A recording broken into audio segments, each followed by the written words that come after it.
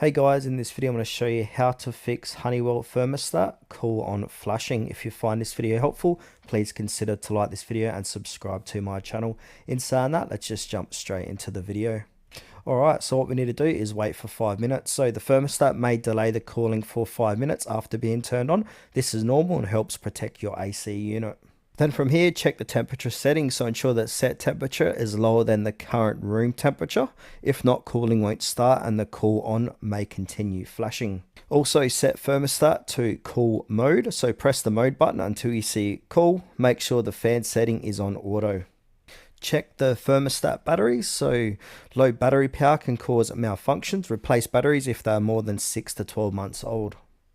Check the circuit breaker, so go to your electrical panel and ensure the breaker for your AC is not tripped. Reset if needed by flipping it off and back on. Number 6, reset the thermostat. For most models, turn it off, remove it from the wall plate, wait 30 seconds and reattach, and then turn back on and set to cool. And the last step here is check for AC unit issues, so ensure the outdoor unit condenser is running. If not, contact a technician. It could be a capacitor, contactor or a compressor issue.